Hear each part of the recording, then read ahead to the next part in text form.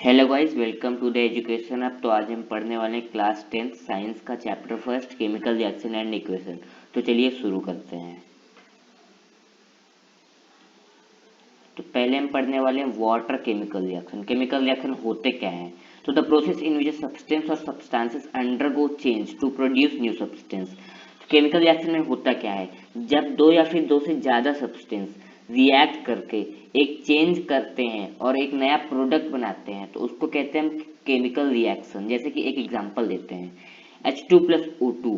तो H2+O2 substance हो गए और ये रिएक्ट करके अंडरगो चेंजेस, ठीक है, रिएक्ट करेंगे और नया चेंज लाएंगे और एक नया प्रोडक्ट बनाएंगे जो कि होगा H2O। और जो प्रोडक्ट बनता है उसकी प्रॉपर्टीज इंटायरली डिफरेंट होती है रिएक्टेंट से। तो ये स्टेटमेंट यही कह रहा है। और दूसरा डेफिनेशन देखते हैं, chemical reaction are generally the representation of chemical change. Chemical reaction क्या होते हैं? रिप्रेजेंट करते हैं कि कोई केमिकल चेंज हुआ है। अगर कहीं भी कोई केमिकल चेंज हुआ है मतलब वहाँ पे केमिकल रिएक्शन हुई है। हम यही H2+O2 वाला एग्जांपल देखते हैं। जैसे कि H2+O2, H2O जो प्रोडक्ट बनता है वही हमारा केमिकल चेंज हुआ है। अगर वहाँ पे यहाँ पे केमिकल चेंज क्या हुआ है? H2O प्रोडक्ट बना है, मतलब केमिकल चेंज हुआ, मतलब कि ये केमिकल रिएक्शन है। तो केमिकल रिएक्शन का मतलब यही होता है। और हम इसके कुछ एग्जांपल्स देखते हैं।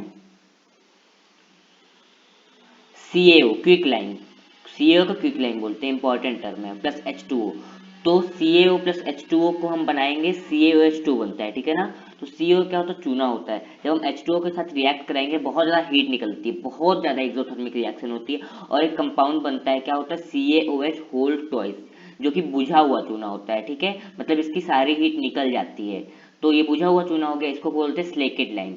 CaO को क्विक लाइन, CaOH होल तो इसको स्लेकेट लाइन। तो रिएक्टेंट और प्रोडक्ट की प्रॉपर्टी इंटायरली डिफरेंट है, मतलब ये केमिकल रिएक्शन हुआ है। और दूसरा एग्जांपल देखते हैं, H2+Cl2, हाइड्रोजन प्लस क्लोरीन मिला के HCl एक एसिड बनाते हैं, ठीक है। और हाइड्रोजन और क्लोरीन से HCl की प्रॉपर्टीज इंटायरली डिफरेंट होती है, मतलब कि क्या हुआ कि रिएक्टेंट और प्रोडक्ट की प्रॉपर्टीज इंटायरली डिफरेंट है। H2+O2 फैमिलियर टर्म है हमारे। H2+O2 हाइड्रोजन प्लस ऑक्सीजन जब रिएक्ट करेंगे तो H2O प्रोडक्ट बनेगा जो कि लिक्विड होता है, और H2 और O2 गैस होते हैं। तो गैस प्लस गैस लिक्विड बन रहा है, यहाँ पे केमिकल चेंज हो रहा है, ठीक है, केमिकल चेंज हुआ है मतलब कि यहाँ पे केमिकल रिएक्शन हुआ है। और दूसरा देखते हैं Mg+O2, MgO, मैग्नीशियम ऑक्साइड। तो मैग्नीशियम मेटल है, जब ऑक्सीजन से रिएक्ट करेगा तो एक लेयर फॉर्म करेगा मैग्नीशियम के ऊपर, MgO, ठीक है। तो रिएक्टेंट और प्रोडक्ट की प्रॉपर्टी इंटायरली डिफरेंट है, मतलब कि यहाँ पे केमिकल रिएक्शन हुई है। सो आगे बढ़ते हैं। हमने पढ़ा था कि chemical reaction are generally the representation of chemical change. तो यहाँ पे आता है केमिकल चेंज। तो चेंज भी दो टाइप के होते हैं, फिजिकल चेंज और केमिकल चेंज, ठीक है। तो पहले हम पढ़ेंगे फिजिकल चेंज के बारे में। A change in which no new substance is form, कोई भी नया सब्सटेंस फॉर्म नहीं होगा। एक एग्जांपल देखते हैं, शुगर सॉल्यूशन इन वाटर। जब शुगर को वाटर में डिसॉल्व करेंगे तो यहाँ पे शुगर सॉल्यूशन बनेगा, लेकिन जो शुगर सॉल्यूशन है उसको हम इजीली सेपरेट कर सकते हैं बाय इवापोरेशन और हीटिंग इफेक्ट, और हम दोबारा से अपने रिएक्टेंट को पा सकते हैं जो कि है शुगर और वाटर। तो यहाँ पे कोई भी नया सब्सटेंस फॉर्म नहीं होता है, ठीक है ना। और हम लोग एक एग्जांपल और देखते हैं। अब हम देखेंगे केमिकल चेंज। केमिकल चेंज होता क्या है? तो अ change in which a new substance is formed, ठीक है, नया सब्सटेंस फॉर्म होगा। जैसे कि H2+O2 gas plus gas liquid बना, मतलब कि यहाँ पे केमिकल चेंज हुआ। केमिकल चेंज हुआ मतलब कि यहाँ पे केमिकल रिएक्शन हुई, ठीक है। तो ये केमिकल चेंज हुआ, तो केमिकल चेंज में क्या होता है? या change in which no new substance form हो जाता है, ठीक है।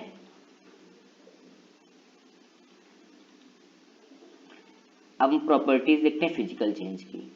तो फिजिकल चेंज की पहली प्रॉपर्टी है no new substance is formed, कोई भी नया सब्सटेंस फॉर्म नहीं होगा। और properties of constituent is similar to that of reactant, ठीक है। जो प्रॉपर्टी होती है कॉन्स्टिट्यूएंट की वो रिएक्टेंट से बिल्कुल ही सिमिलर होगी, जो प्रोडक्ट की प्रॉपर्टीज हैं वो रिएक्टेंट से सेम होगी, ठीक है ना। फिजिकल चेंज में क्योंकि नया सब्सटेंस कोई फॉर्म ही नहीं हुआ तो रिएक्टेंट और प्रोडक्ट की प्रॉपर्टी सिमिलर हैं। They can easily be separated by simple method, कोई भी सिंपल मेथड से सेपरेट कर लेंगे। जैसे शुगर और वाटर सॉल्यूशन का देख लो, हमने इजिली मेथड जैसे कि इवापोरेशन, सनलाइट से हमने उसको इवापोरेट करा दिया तो हमको शुगर और वाटर अलग हो गया। और हीटिंग इफेक्ट से हमने शुगर सॉल्यूशन को हीट दी तो वाटर वेपराइज हो गया, हमने उसको कंडेंसेट करके वाटर के फॉर्म पे ला लिया और शुगर हमको अलग मिल गई। ठीक है। और जनरली रिवर्सिबल, रिवर्सिबल मतलब ये जो है हमको दोबारा ये प्रोडक्ट से जो शुगर और वाटर है हमको मिल जाएंगे, ठीक है दोबारा। जैसे कि इवापोरेशन से हो गया, तो हम इनको इवापोरेट करके शुगर और वाटर अलग कर लेंगे, तो रिवर्सिबल रिएक्शन होगी। इसका मतलब फिजिकल चेंज रिवर्सिबल होती है। और हीट इसमें न तो इवॉल्व होगी ना तो एब्जॉर्ब होगी। हीट जो है फिजिकल चेंज में ना तो इवॉल्व होती है, एब्जॉर्ब होती ना तो एब्जॉर्ब होती है, ठीक है। और एग्जाम्पल हो गया शुगर सॉल्यूशन इन वाटर। अब हम देखेंगे प्रॉपर्टीज ऑफ केमिकल चेंज, ठीक है। न्यू सब्सटेंस इज फॉर्म, ठीक है, नया सब्सटेंस फॉर्म होगा। Product properties are entirely different from is constituent element. जो रिएक्टेंट की प्रॉपर्टीज होती हैं और जो प्रोडक्ट की प्रॉपर्टीज होती हैं इंटायरली डिफरेंट होती हैं, बिल्कुल ही अलग होती हैं, ठीक है ना। जैसे कि एग्जाम्पल देखते हैं, CaO प्लस HH2O। तो quick lime plus water CaOH whole twice देता है। अभी हमने पढ़ा था क्विक लाइम को, CaO को क्विक लाइम बोलते हैं, CaOH होल ट्वाइस को स्लेकेट लाइम बोलते हैं। तो इन दोनों को रिएक्ट कराएंगे तो क्या होगा कि यहाँ पे CaOH होल ट्वाइस जो बनता है इसकी प्रॉपर्टीज CaO प्लस H2O से इंटायरली डिफरेंट होंगी। मतलब यहाँ पे केमिकल चेंज हुआ है। Can not be separated by simple method, कोई भी सिंपल मेथड से सेपरेट नहीं कर सकते हैं हम। कोई स्पेसिफिक मेथड से ही, या फिर ये जनरली इरिवर्सिबल होते हैं, इनको हम रिवर्स रिएक्शन नहीं करा सकते, हम CaO प्लस H2O नहीं ला सकते हैं, ठीक है ना। और हीट मस्ट बी इवॉल्व और एब्जॉर्ब, हीट इसमें निकलती ही है या फिर एब्जॉर्ब होती है। तो इस रिएक्शन में CaO प्लस H2O को जब हम रिएक्ट कराएंगे तो बहुत ज़्यादा हीट निकलेगी, बहुत ज़्यादा हीट निकलेगी, मतलब हीट इवॉल्व हो रही है, ठीक है। तो यहाँ पे केमिकल चेंज की प्रॉपर्टीज हो गई हैं। अब हम फिजिकल चेंज और केमिकल चेंज में डिफरेंस देखेंगे।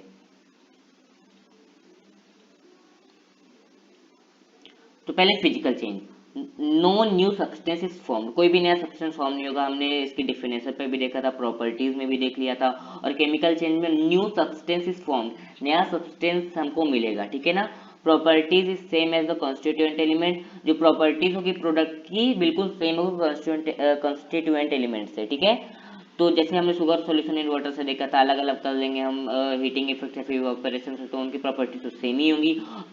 और केमिकल चेंज में देखते हैं properties of product is entirely different from constituent element. तो कॉन्स्टिट्यूएंट एलिमेंट मतलब रिएक्टेंट, रिएक्टेंट और प्रोडक्ट की प्रॉपर्टीज बिल्कुल ही डिफरेंट होंगी, बिल्कुल ही अलग होंगी, ठीक है ना। और can be separated by simple method से हमने सेपरेट किया था शुगर और वाटर सॉल्यूशन को by evaporation heating effect. But can और chemical reaction can not be separated by simple method, कोई भी सिंपल मेथड से इनको सेपरेट नहीं कर सकते हैं हम।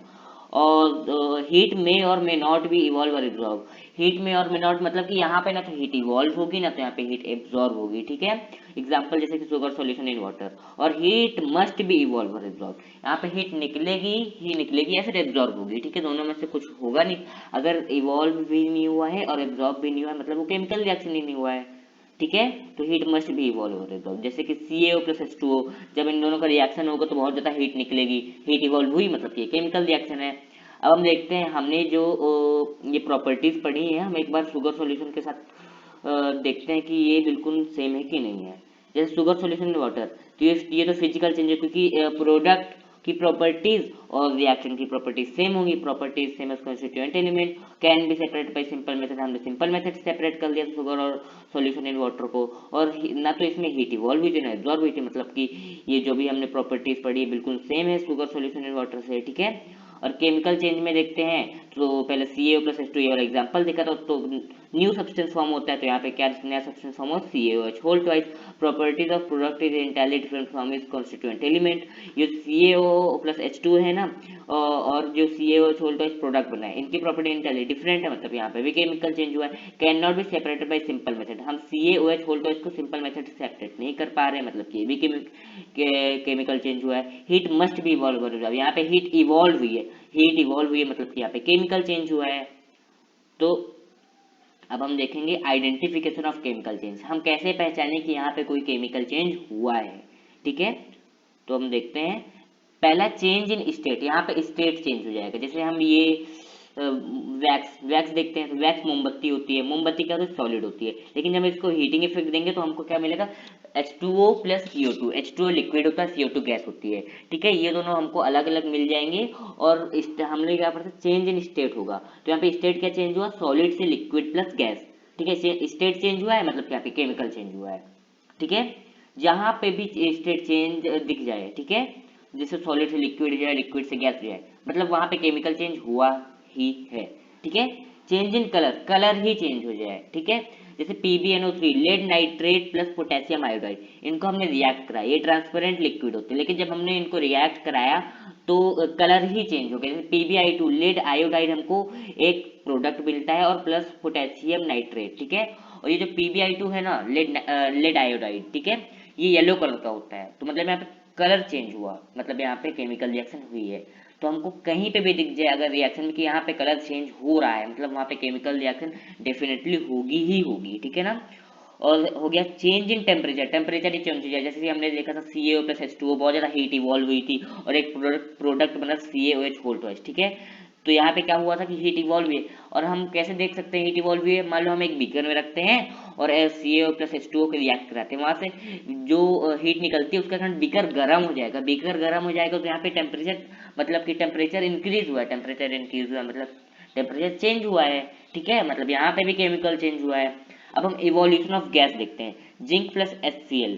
जिंक जो है हाइड्रोजन से ज्यादा रिएक्टिव होता है। ठीक है, और एक नया कंपाउंड बनेगा जो कि है ZnCl प्लस H2। जो H2 गैस होगी ना, H2 गैस इवॉल्व हो जाएगी, मतलब कि ये सॉल्यूशन से निकल जाएगी बाहर। ठीक है, तो जहाँ पे भी इवोल्यूशन ऑफ गैस होता हुआ दिखे, मतलब वहाँ पे केमिकल चेंज होगा। ठीक है, फॉर्मेशन ऑफ प्रेसिपिटेट, तो पहले तो प्रेसिपिटेट होता क्या है? ठीक है, प्रेसिपिटेट इनसॉल्युबल सॉलिड सब्सटेंस। ठीक है, इनसॉल्युबल सॉलिड सब्सटेंस मतलब कि जो सॉल्युबल नहीं होता है सॉल्यूशन में। ठीक है ना, और जैसे कि एग्जांपल देखिए PbNO3 PbNO3 जैसे कि lead nitrate plus potassium iodide. ठीक है, ये रिएक्ट किया था, हमने देखा था PbI2 बना था KNO3।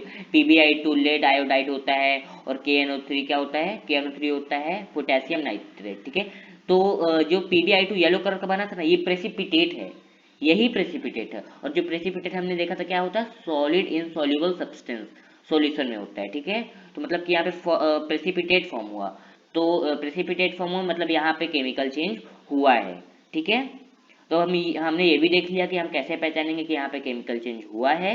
ठीक है, अब हम ये this is all for today guys, तो मिलते हैं नेक्स्ट वीडियो में, तब तक के लिए गुड बाय।